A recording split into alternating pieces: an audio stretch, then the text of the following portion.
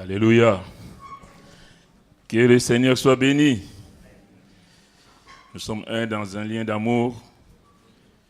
C'est le message divin. Que Dieu soit béni. Nous allons nous lever pour la lecture de la parole. Si vous voulez bien. On a prévu culte familial ce matin, dimanche 25, culte familial. Donc, on va parler de la famille. Que Dieu soit béni. Nous allons prendre dans Marc, évangile de Marc, au chapitre 10.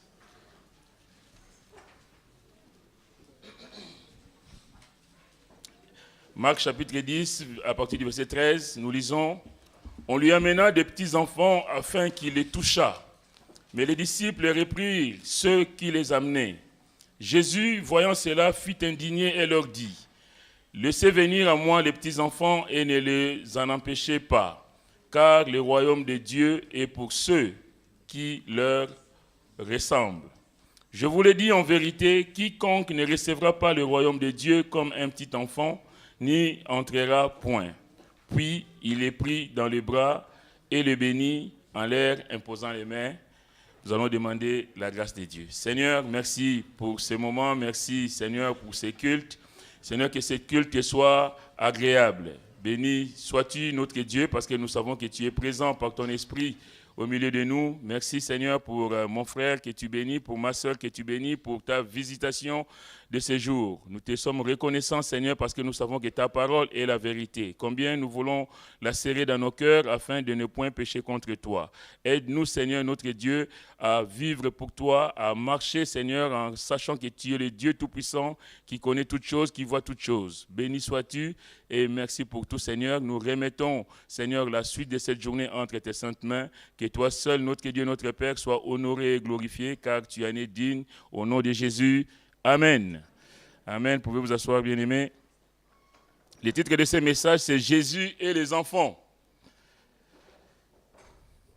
Vous savez, dès la création du monde, Dieu a voulu que l'homme ne soit pas seul, mais que l'homme soit accompagné. Parce que l'homme n'est pas fait pour vivre dans la solitude.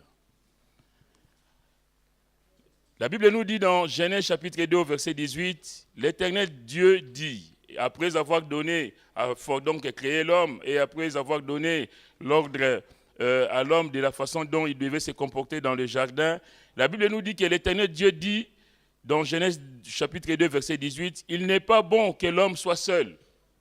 Il n'est pas bon que l'homme soit seul, je lui ferai une aide semblable à lui. Je lui ferai une aide semblable à lui. Ici, on voit bien que quand Dieu crée l'homme et la femme, il n'y a pas question de supériorité ni d'infériorité. Il dit, il lui une aide, mais qui sera semblable à lui.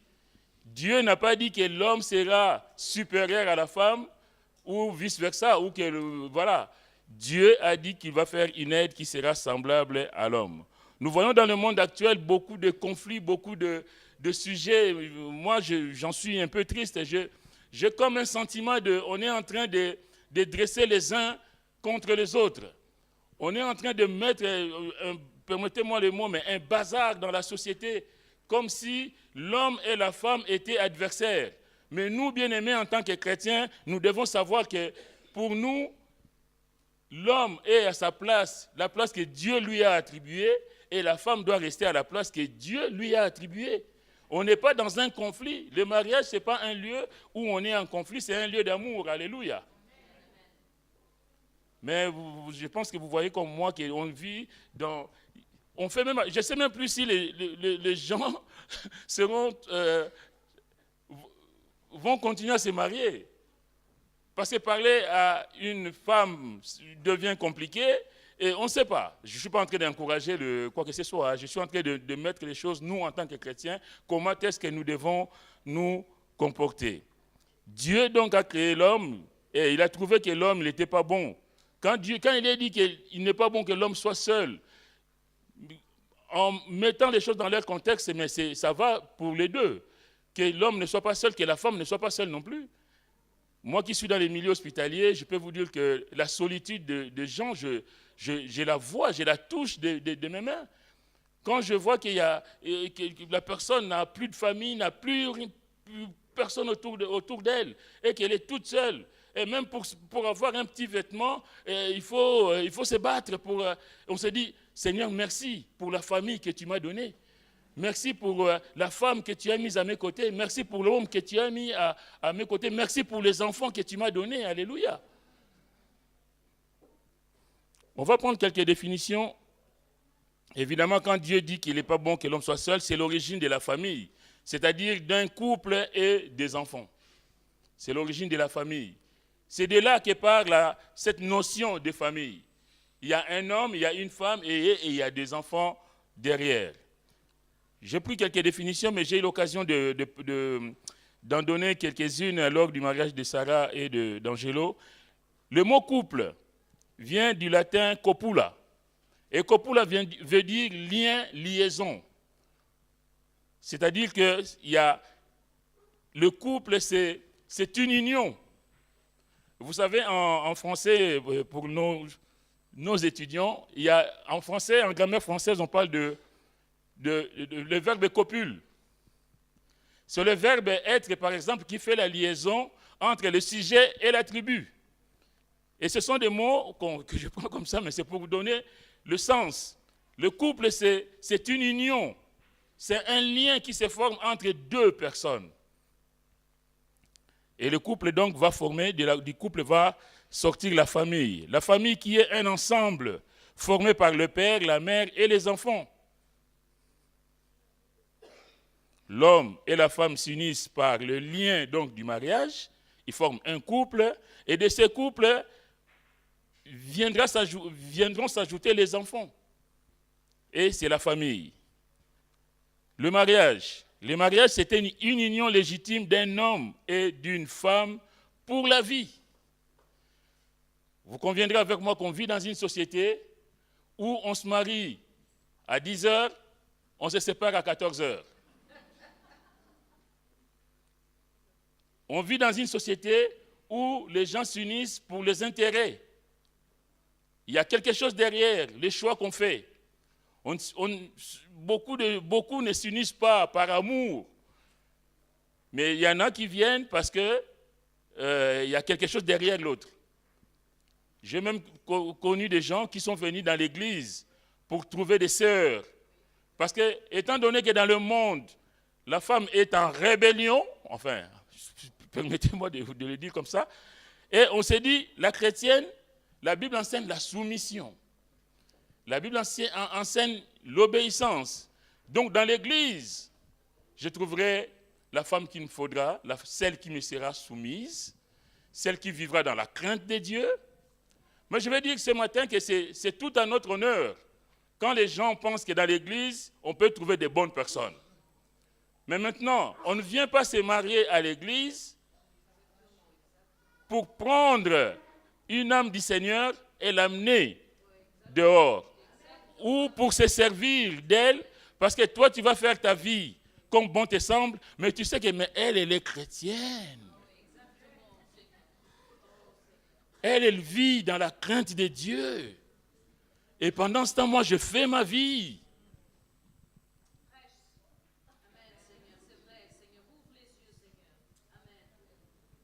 Et c'est dans les deux sens. Quelquefois, dans les couples, on voit aussi l'homme qui vit dans la crainte de Dieu, et puis la femme qui dit, bon ben, comme toi tu vis dans la crainte de Dieu, alors je vais t'en faire voir de toutes les couleurs. Le frère disait tout à l'heure que Jésus, c'est celui qui tendait la main, c'est celui qui allait vers l'autre, c'est celui qui pardonne, c'est celui, le doux et humble de cœur. Donc le chrétien, c'est celui qui est le reflet de Jésus.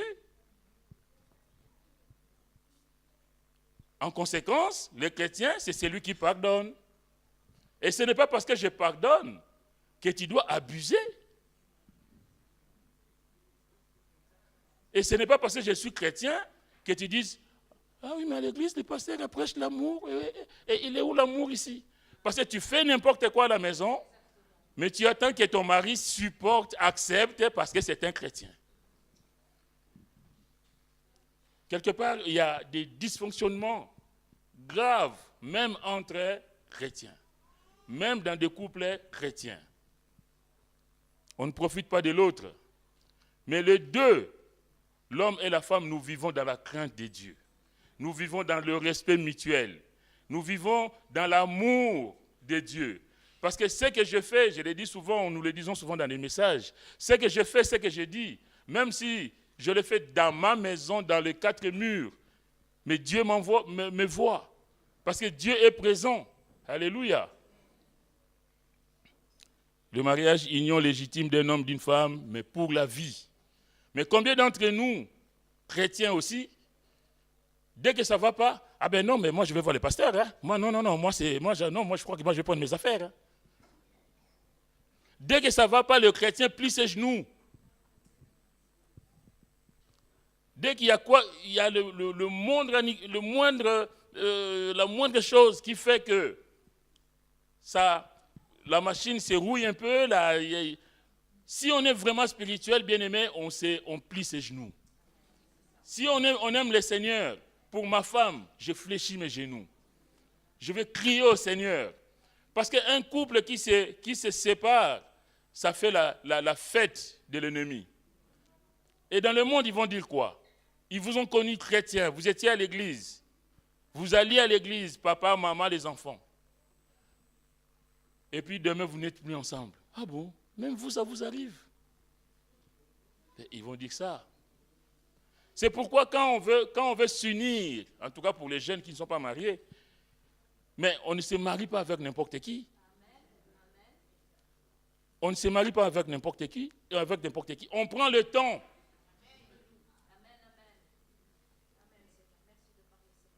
On prend le temps de s'asseoir, de voir si le choix que j'ai fait aujourd'hui, c'est le choix divin. Il faut qu'on soit en accord avec le Seigneur. On ne va pas se marier parce que ça fait, j'ai 25 ans et j'ai vu les jeunes de 20 ans ont déjà des enfants et moi alors. Mais si Dieu a voulu que tu te maries à 35 ans, tu te maries à 35 ans. Il est où le problème? On ne précipite pas le temps de Dieu. Que Dieu nous aide. En tout cas, quand on s'engage pour la vie. Qu'il pleuve, qu'il neige, que tu trouves une autre plus belle que ta femme dehors, tu dis, mais non, mais c'est trop tard.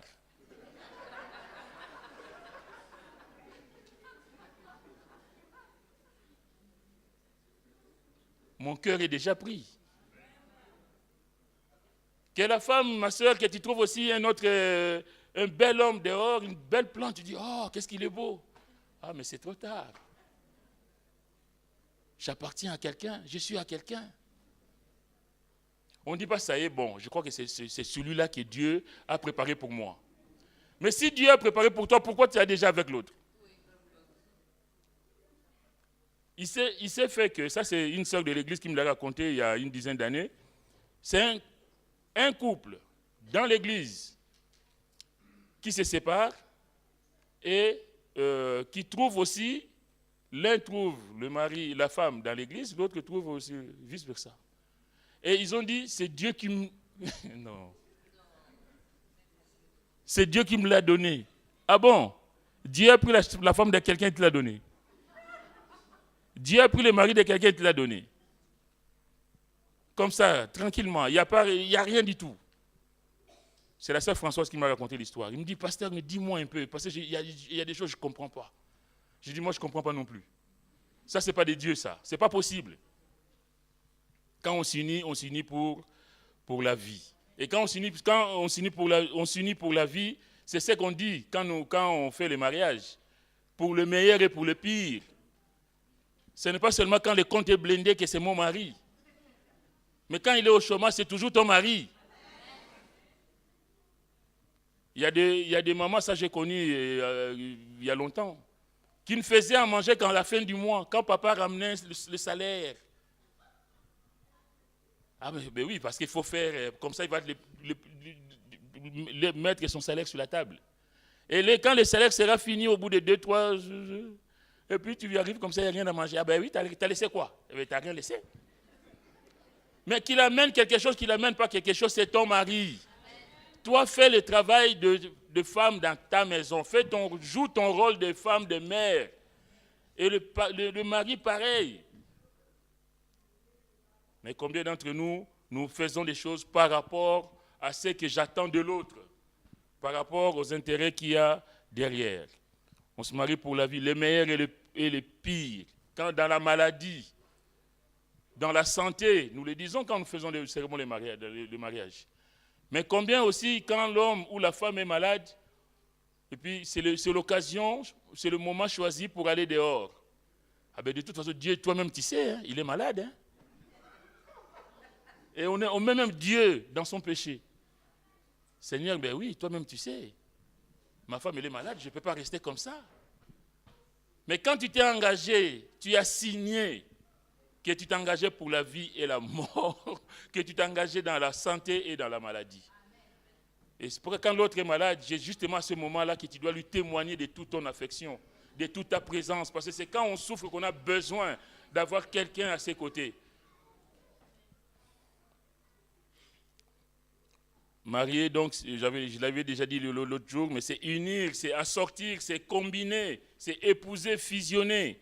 Marié, c'est réunir deux choses en une seule. C'est associer des choses qui peuvent se combiner. Si on ne peut pas se combiner, on ne se marie pas. Si on ne peut pas, c'est ça le verbe épouser. Épouser, c'est suivre le contour. Quand on sait que, non, je vois par rapport à nos différences, par rapport à nos caractères, par rapport à ta façon de voir les choses, non, on ne pourra pas former un couple viable. On ne s'engage pas. On ne s'engage pas. Alors du mariage naîtront les enfants. L'enfance, c'est la première période de la vie humaine, de la naissance à l'adolescence, à la puberté. C'est donc le commencement de la vie. L'enfant, donc, c'est le descendant d'un homme et d'une femme.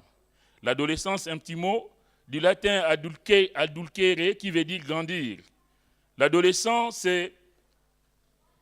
n'a pas d'âge limite, mais se voit d'une façon à l'autre, ça dépend de différentes personnes. Mais en tout cas, on la situe entre 13 et 21 ans à peu près. Et c'est le participe passé de adulcere donne adultus. L'adolescent, c'est le futur adulte. C'est celui le mot adultère veut dire grandir, veut dire croître. C'est le mot qui donne adulte plus tard. L'adolescent, c'est celui qui va devenir adulte. C'est pourquoi on passe de 15-16 ans, on était au collège, on passe au lycée, et puis à l'université, on devient adulte. On peut voter, on peut s'engager dans différentes choses. Bien-aimés, si je dis ça, c'est parce que Dieu, la volonté de Dieu pour nous, c'est le bonheur. Dieu veut le bonheur de chacun de nous. Dieu veut le bonheur là où il nous a placés. Dans la famille où il t'a placé, Dieu veut ton bonheur. Nous allons prendre dans Deutéronome chapitre 4 pour voir ce que Dieu dit.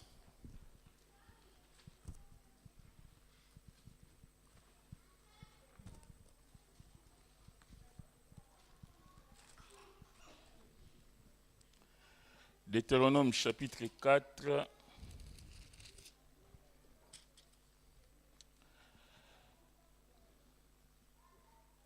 Au verset 39, c'est Moïse donc qui rappelle à Israël ce que Dieu attend du peuple. Il dit, « Sache donc en ce jour et retiens dans ton cœur que l'Éternel est Dieu en haut dans le ciel et en bas sur la terre, et qu'il n'y en a point d'autre.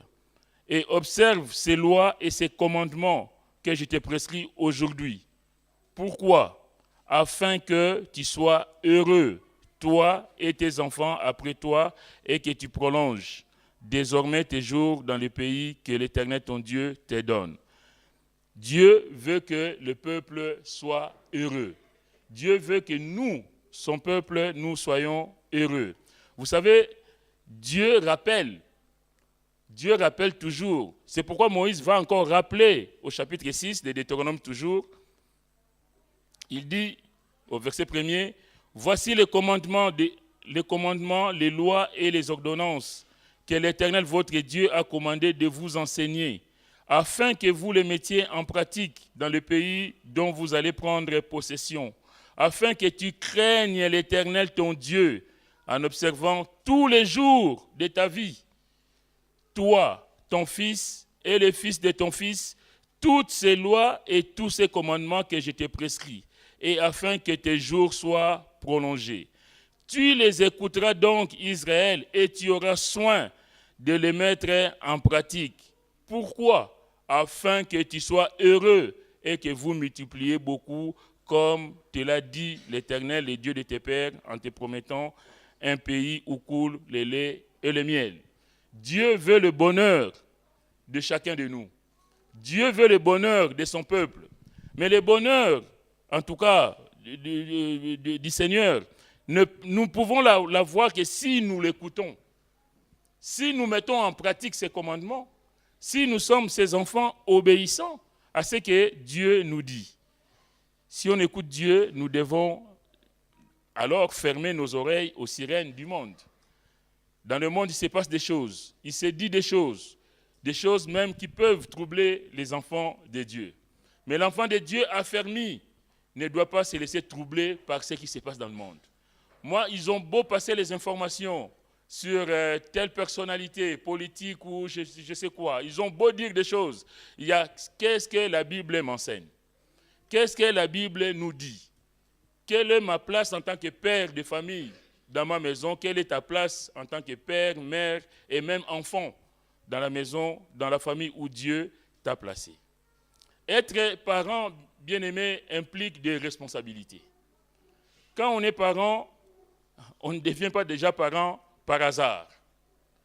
Pour devenir parent, il faut préparer l'arrivée, la venue de l'enfant. On s'est marié, on progresse, hein? On s'est marié, l'homme a rencontré la femme, les deux s'unissent, ils forment une famille, et maintenant, la famille va s'agrandir. Il faut préparer la venue des enfants. On ne laisse pas venir quelqu'un comme ça sans préparation, ça va de soi. L'enfant, quand il va venir dans une famille, il faut qu'il y ait une préparation en amont. Il faut élever et éduquer l'enfant et préparer son avenir. L'enfant, je vais le dire, mais ça va peut-être vous faire rire, il y en a qui font les enfants pour avoir des allocations et puis aller acheter des maisons au pays. Non, on ne fait pas des enfants pour des allocations. Je l'ai dit en connaissance de cause. Il y a des parents, pas ici, hein, mais dans le monde. Évidemment pas à l'église, ça ne peut pas se faire à l'église. Qui font des enfants parce qu'ils vont accumuler des allocations pour faire des projets personnels. Et même, j'ai vu, ça c'est dans mon entourage proche, des gens qui sont allés épouser d'autres femmes avec l'argent qu'ils ont reçu des allocations familiales.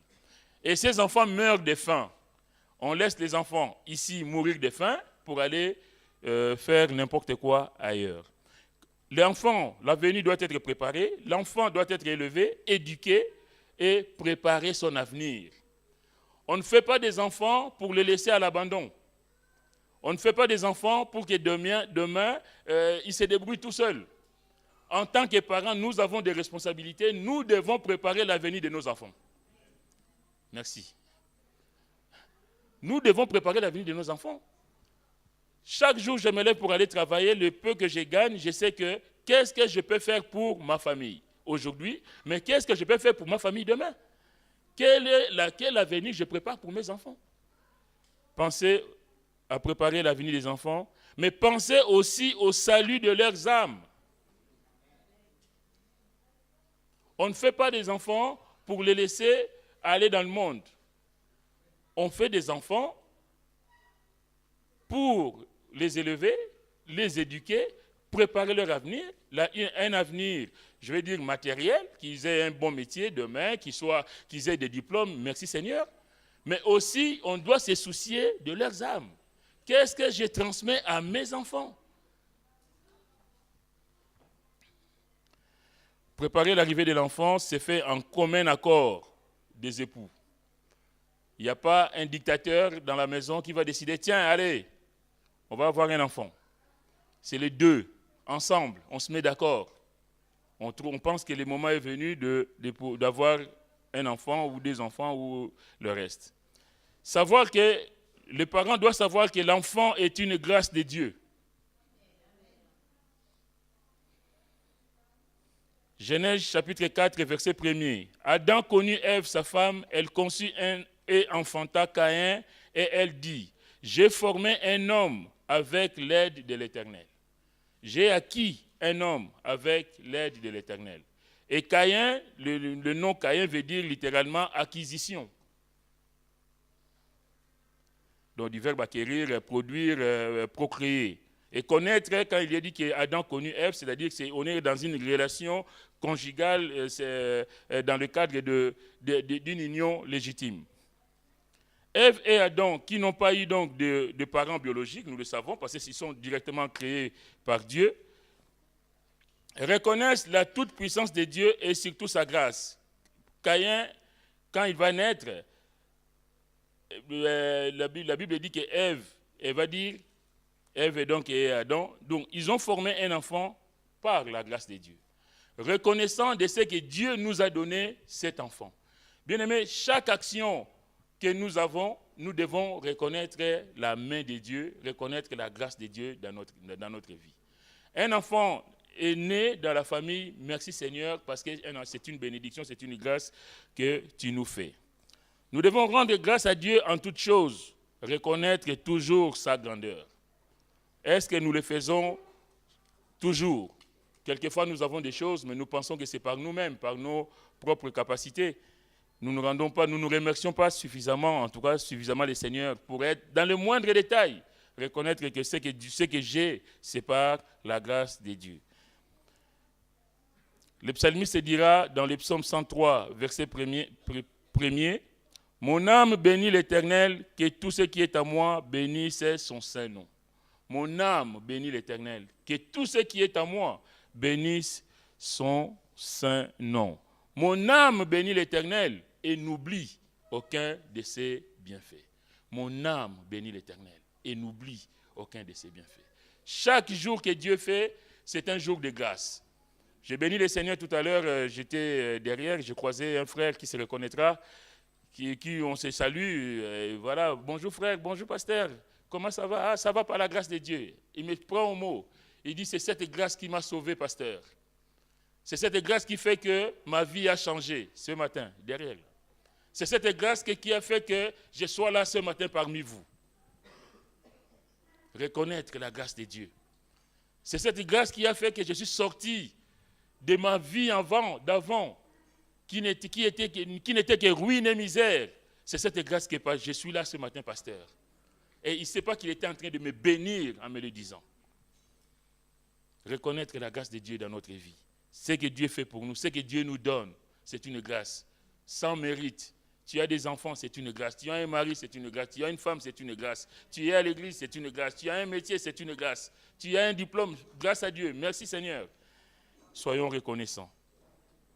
Le psalmiste, dans le psaume 104, verset 1er, il dira, « Mon âme bénit l'Éternel. » Et il dit, « Éternel mon Dieu, tu es infiniment grand. » Combien, bien-aimés, on voit ici l'homme qui élève son âme vers le Seigneur. Parce que Dieu a fait des merveilles. Dieu a tant donné pour nous que nous pouvons dire, Seigneur, chaque jour tu m'épates. Chaque jour tu me surprends.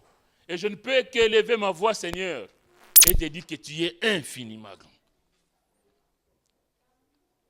S'il est vrai que la vie, l'organisation du foyer est modifiée par la venue donc de l'enfant, par cette acquisition, cette venue au monde doit resserrer les liens entre les époux et non les distendre. Quelquefois, la venue dans une famille d'un enfant ou des enfants crée des tensions. Hélas, je vais dire malheureusement. Ça doit plutôt resserrer les liens entre les époux et non distendre les liens dans la famille. L'enfant ne doit pas être le centre principal d'intérêt. On oublie l'autre parce qu'il y a l'enfant. La maman qui oublie son mari parce qu'il y a l'enfant. Il y a quelque chose qui ne va pas. L'enfant ne doit pas être un roi dans la maison. Il ne doit pas non plus être une idole. Quelquefois, l'enfant, parce que l'enfant est né, et cet enfant devient, c'est l'enfant roi, quoi, dans la maison. Plus rien ne se fait sans l'enfant. L'enfant peut faire tout ce qu'il veut, papa ne dit rien, maman ne dit rien. Ah, mais lui, il est toujours comme ça. Un enfant doit rester un enfant. Et vous, en tant que parents, nous, en tant que parents, nous devons, je l'ai dit tout à l'heure, élever, éduquer l'enfant. L'enfant roi, ça ne doit pas exister. L'enfant n'est ni un roi, ni une idole, ni un intrus. Quelquefois, il vient déranger le couple. On était tranquilles tous les deux. Et depuis qu'il est là, il court partout, il casse tout. Il est insupportable. L'enfant n'est pas un intrus, ni un souffre-douleur. Tu as passé une mauvaise journée dehors, tu rentres à la maison, comme tu ne peux pas taper sur ta femme parce qu'elle va appeler la police, allez, c'est sur l'enfant. Il n'a rien fait, le pauvre. Toi, viens ici, alors à l'école. Oui, papa, oui, bon. La colère de l'extérieur, tu viens la manifester à la maison. Et c'est l'enfant qui prend. Il n'a rien fait. L'enfant n'est pas un souffre-douleur. L'enfant, c'est une bénédiction du Seigneur. Et nous devons en prendre soin. Il n'est ni un intrus, ni un souffre-douleur, et encore moins un jouet, ni un passe-temps. Que Dieu nous aide. Les temps avancent, on va faire vite. Dès l'enfance, dès la naissance, l'enfant est un être en croissance. De Jésus, la Bible déclare que Jésus croissait en sagesse, en stature et en grâce devant Dieu et devant les hommes. On va prendre dans Luc chapitre 2.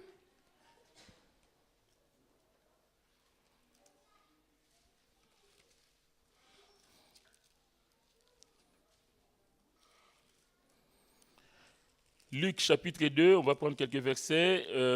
Au verset 39 déjà.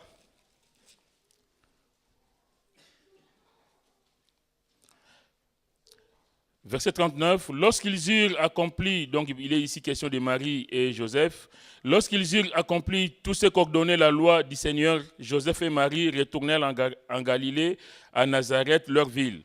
Or, l'enfant croissait et se fortifiait, il était rempli de sagesse et la grâce de Dieu était sur lui.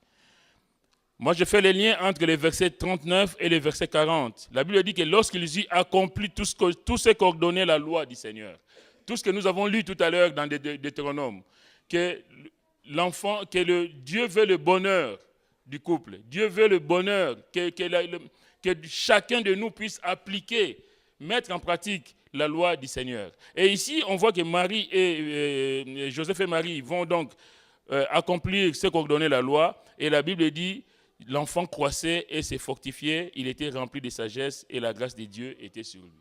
Si nous voulons voir la grâce de Dieu sur nous, bien-aimés, nous avons besoin de mettre la parole de Dieu en pratique. Si nous mettons la parole de Dieu, si nous sommes obéissants, nous mettons la parole de Dieu en pratique, nous allons voir des grandes choses dans nos vies. Au verset 49, c'est Jésus donc qui est resté, après la Pâque, il est resté dans le temple.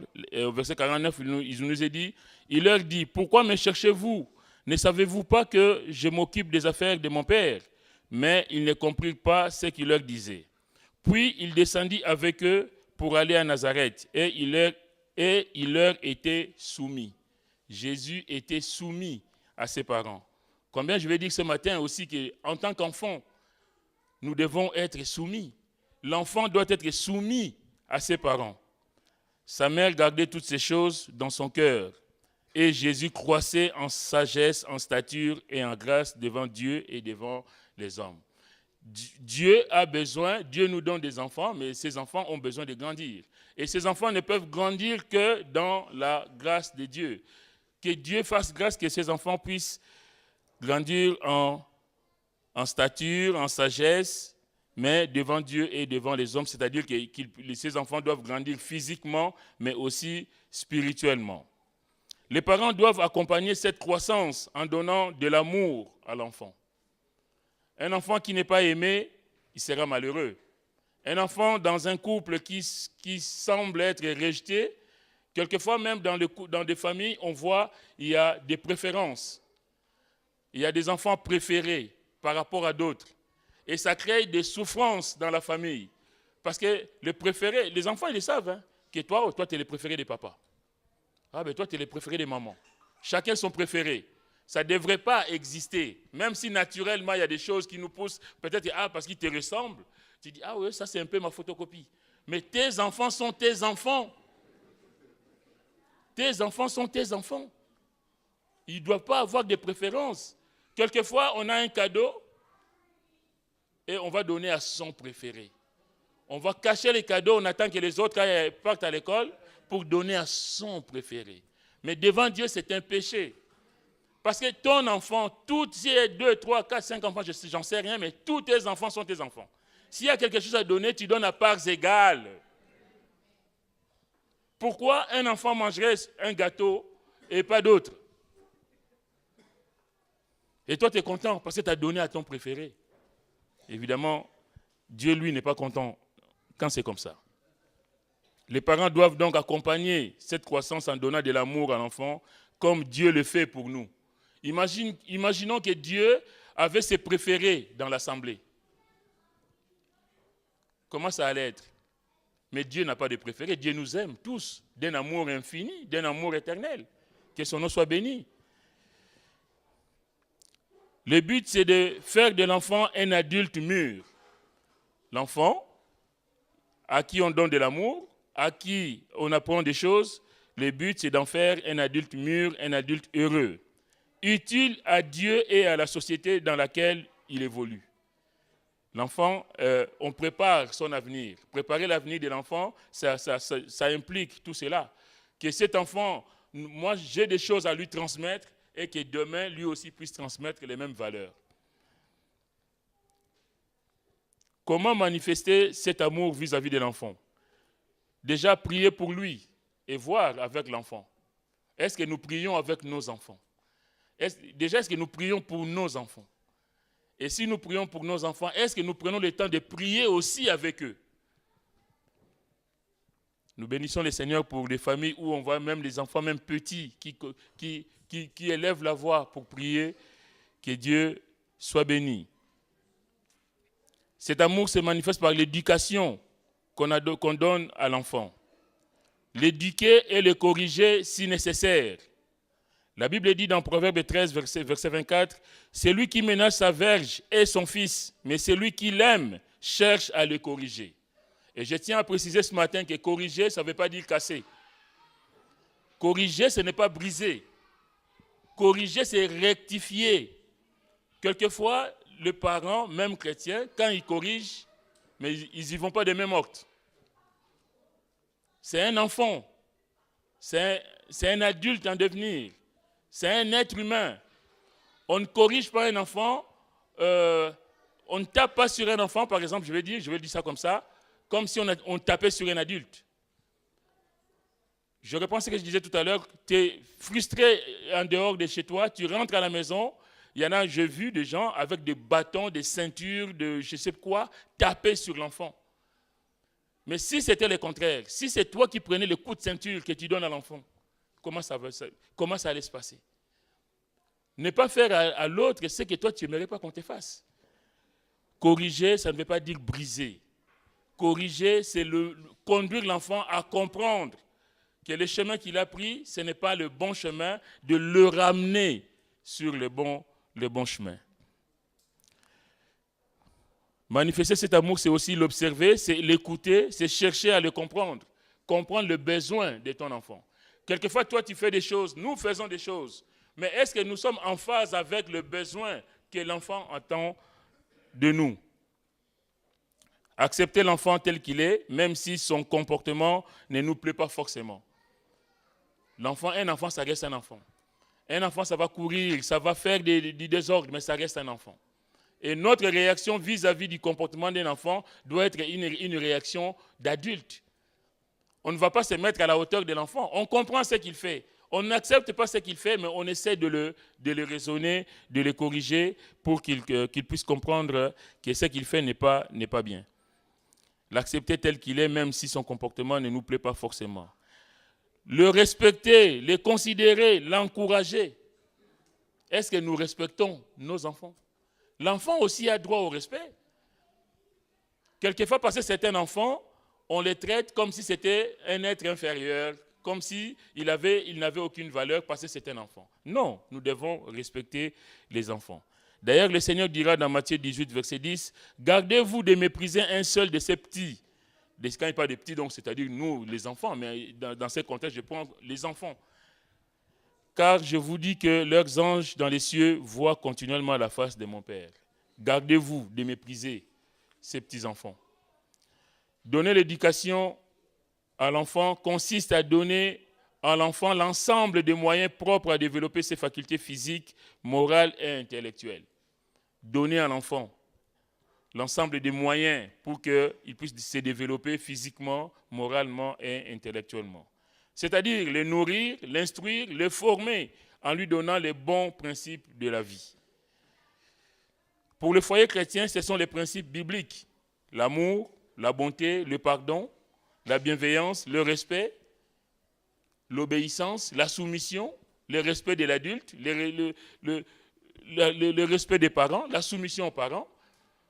Parce qu'on vit dans un monde où un enfant de 5 ans va te dire que tu n'es pas mon père. Il est en train de faire des bêtises et puis tu te passes par là, tu dis mais non, il ne faut pas faire ça. Il te regarde comme ça. Il oublie que tu as 50 ans, il te regarde tout droit comme ça, il te dit tu n'es pas mon père. Et puis voilà, tu n'es pas son père, tu n'as rien à lui dire. Mais l'enfant chrétien doit, connaître les valeurs bibliques, le respect. Quand il est dit, tu te lèveras devant les cheveux blancs, le respect de celui qui est plus âgé que toi. On ne parle pas à un aîné comme si on parlait à son copain. Un enfant de 10 ans ne doit pas tenir un discours semblable à celui qui tiendrait, vis-à-vis de quelqu'un de plus âgé que lui, comme s'il parlait à quelqu'un de sa classe. Ça va de soi. Mais ça, c'est l'enfant chrétien.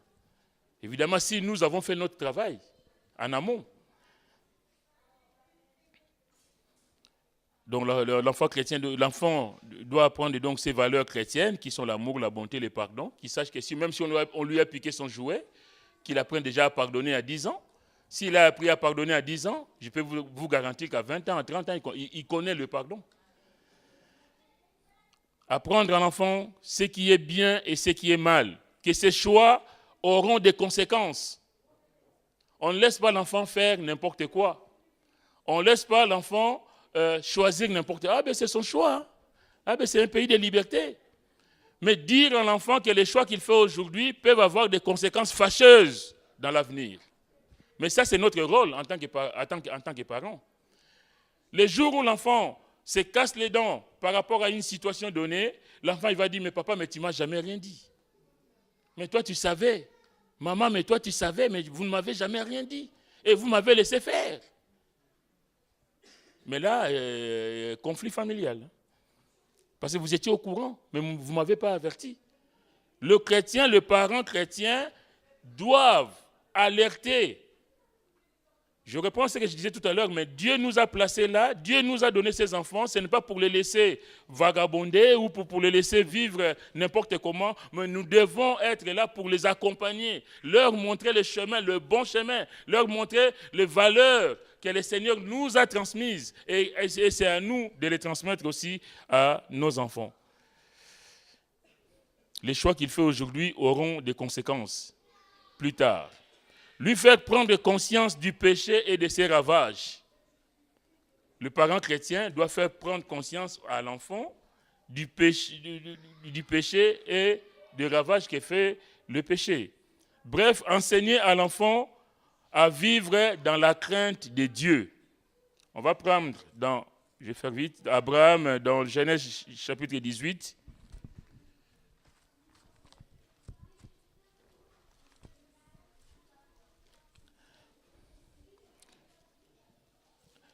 Genèse chapitre 18 au verset 19. C'est Dieu qui parle à Abraham. C'est là donc Dieu a vu que Sodome et Gomorrhe le péché avait touché le ciel. Et là, c'est Dieu qui dit à Abraham, verset 19, car déjà au verset 18, il dit, Abraham deviendra certainement une nation grande et puissante. Et en lui seront bénies toutes les nations de la terre. Car je l'ai choisi. Pourquoi il a choisi Abraham? Afin qu'il ordonne à ses fils et à sa maison, après lui, de garder la voie de l'Éternel. Ça, c'est le rôle du père de famille. Abraham, en tant que chef, Dieu lui dit qu'il l'a choisi pour qu'il ordonne à ses fils et à sa maison, après lui, de garder la voie de l'Éternel en pratiquant la droiture et la justice, et qu'ainsi l'Éternel accomplisse en faveur d'Abraham les promesses qu'il lui a faites. Dieu l'a choisi pour que lui aussi, à son tour, qu'il puisse transmettre les valeurs que Dieu lui a communiquées. C'est d'ailleurs ce qu'on trouve dans Deutéronome, c'est exprès que au chapitre 6, quand il est dit au verset 4, « Écoute Israël, l'Éternel notre Dieu est le seul Dieu. Tu aimeras l'Éternel ton Dieu de tout ton cœur, de tout ton cœur, de toute ton âme et de toute ta force. Et ces commandements que je te donne aujourd'hui seront dans ton cœur. Tu les inculqueras à tes enfants et tu en parleras quand tu seras dans ta maison, quand tu iras en voyage, quand tu te coucheras et quand tu te lèveras. Tu les liras comme un signe sur tes mains et ils seront comme des frontaux entre tes yeux. Tu les écriras sur les poteaux de ta maison et sur les portes. Tu les inculqueras à tes enfants. Les valeurs que Dieu nous donne, l'unicité de Dieu, l'unique Dieu, le seul vrai Dieu, le Dieu d'Abraham, d'Isaac et de Jacob, nous devons le transmettre à nos enfants. Que nos enfants sachent que ce Dieu-là, nous devons l'aimer. En fait, Moïse transmet ici à Israël que tu aimeras l'Éternel ton Dieu. L'Éternel est l'unique Dieu, mais tu vas l'aimer, non seulement l'aimer, mais tu vas transmettre ce que tu auras appris de ces dieux-là à ta descendance. Je fais un peu vite, mais voilà, c'est ça le rôle des parents, de transmettre les valeurs de Dieu à notre descendance. N'aie jamais l'enfant goûter aux choses du monde, goûter au péché, je disais tout à l'heure, le sexe, les discothèques, la drogue. Quelqu'un a dit, ça je l'ai appris quand j'étais à Bordeaux à l'école biblique, on ne goûte pas au poison pour savoir quel goût il a. Tu ne vas pas avaler de l'eau de Javel pour savoir quel goût il a. On ne goûte pas au poison pour savoir... Non, on ne laisse pas nos enfants goûter à ces choses. On ne va pas dire, oui, mais c'est la mode. Ah, mais ça se fait partout. Ah, mais tout le monde le fait. Si tout le monde le fait, mais toi, ta maison, c'est une maison chrétienne. Toi, tu es chrétien, tu es chrétienne. Ton enfant ne doit pas s'habiller comme si, pareil que l'enfant de rue. Ça va de soi. Si dans la rue, les gens s'habillent le nombril en l'air, moi, dans ma maison, ma fille, elle ne va pas rentrer le nombril en l'air. Parce que cette maison a des valeurs. On va dire, ah ben oui, mais c'est la mode. Mais la mode, c'est dehors, pas ici. Pas chez moi. En tout cas, c'est comme ça que nous devons voir les choses. Je ne dois pas laisser rentrer le monde dans ma maison. C'est la mode, c'est le monde, mais ça reste dehors. Mais que l'enfant sache que dans le cadre familial, chez nous, il y a la crainte de Dieu. On ne fait pas n'importe quoi chez nous. On ne s'habille pas n'importe comment chez nous. On ne se comporte pas n'importe comment chez nous. C'est pareil à l'église, la maison de Dieu. L'enfant de Dieu ne vient pas à l'église n'importe comment. Dans la maison de Dieu, on ne se comporte pas n'importe comment. On ne s'habille pas n'importe comment. Le chrétien a des valeurs à transmettre au monde. Mais si toi, chrétien, tu t'habilles d'une façon bizarre, mais les gens du monde nous regardent. J'ai eu l'occasion d'en parler dans le message de Daniel que j'avais prêché une fois ici. Que le monde nous regarde pour voir comment est-ce que tu te comportes en tant que chrétien. Mais si tu laisses tes enfants faire des choses comme dans le monde, petit à petit, c'est le monde qui va gagner ta maison. Que Dieu nous aide. Et puis, évidemment, préparer l'avenir de l'enfant Pour préparer son avenir, il faut communiquer, échanger avec l'enfant, parler à l'enfant afin de l'aider dans ses choix d'avenir. Il y a des parents qui ne communiquent pas avec leurs enfants. On ne parle pas à nos enfants. Et même l'enfant ne peut pas s'approcher de certains parents parce que papa a tellement de choses, papa est tellement en colère quand il rentre à la maison que l'enfant ne peut pas s'approcher. Je me souviens quand j'étais à Bordeaux, il y avait le pasteur Marc Lecomte de Vie Nouvelle Canada qui était venu faire une conférence. Il nous disait qu'avec tristesse, il était une fois au restaurant et il y avait un père, il pense que c'est le genre c'est dans des familles séparées où un des parents prend l'enfant, enfin tous les 15 jours, vous savez comment ça se passe. Et cet homme était au restaurant avec son fils, il ne se parlait pas. Le papa avait ouvert le journal et le fils mangeait son McDo. Pendant 1 heure, ils sont restés et puis il a pris l'enfant, il l'a ramené. Il dit, mais quel temps gâché. Tu es avec ton enfant, plutôt que d'échanger, d'essayer de le comprendre, ses besoins, et tu ouvres ton journal, mais ça c'est la vie actuellement. C'est combien de foyers divisés où on voit ces choses. Que tu vas au fait, comment on dit ça? Je ne sais pas. Mais bon, au fait, parce que le jugement a dit que tu prendras l'enfant tous les 15 jours, et puis bon, parce que c'est comme ça, tu viens, tu prends l'enfant, mais derrière, qu'est-ce que tu communiques à l'enfant? Rien. Tu fais ce que la justice te demande de faire, tout simplement, que Dieu nous aide en tout cas, mais prenons le temps de communiquer avec nos enfants, de parler aux enfants. L'enfant a peut-être peur de venir vers toi, mais toi, tu peux aller vers ton enfant et lui poser des questions. Comment est-ce qu'il appréhende l'avenir? Quels sont ses projets? L'enfant peut avoir des projets. Mais si nous ne communiquons pas avec nos enfants, il risque d'avoir des souffrances plus tard. Aider l'enfant dans ses choix d'avenir, tant pour ce qui va concerner sa vie de couple que son avenir matériel. Si dans une maison, on se bagarre tous les jours, évidemment, l'enfant, quand il va se marier, qu'est-ce qu'il va faire? Il va aller se bagarrer aussi. Il va perpétuer ce qu'il aura vu chez lui. Il va penser que la bagarre, c'est normal. Mais si l'enfant voit que dans sa maison, il y a toujours de l'amour, il va chercher là où il sera en couple, qu'il puisse communiquer aussi l'amour. L'enfant copie facilement les adultes. Lui apprendre à compter sur Dieu en toutes circonstances. On n'aura pas le temps de le lire, mais vous pouvez lire ça dans le psaume 78, où il est dit aussi question de transmettre ce que Dieu nous a donné. Bon, je suis encore obligé d'arrêter, mais je vais prendre avec vous, si vous voulez bien, dans Proverbe 23. Proverbe 23, je vais m'arrêter là. Ce sera notre conclusion pour aujourd'hui. Si Dieu le veut, on reviendra une autre fois. Proverbe 23.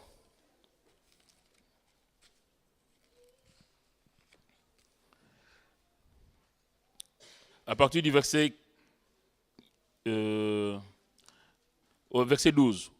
Ouvre ton cœur à l'instruction et tes oreilles aux paroles de la science. N'épargne pas la correction à l'enfant. Ça, c'est la Bible qui nous dit. Je disais tout à l'heure que la correction, ça fait partie des messages de Dieu. Ça fait partie de ce que Dieu nous apprend, mais la correction ne veut pas dire la destruction, en tout cas. N'épargne pas la correction à l'enfant. Si tu le frappes de la verge, il ne mourra point. Et je vais dire ici comment est-ce que tu le frappes. Je disais ici tout à l'heure qu'on ne frappe pas un enfant comme si on tapait sur un arbre ou sur n'importe quoi. Si tu le frappes de la verge, il ne mourra pas. En le frappant de la verge, tu délivres son âme du séjour des morts. Mon fils, si ton cœur est sage, mon cœur à moi sera dans la joie.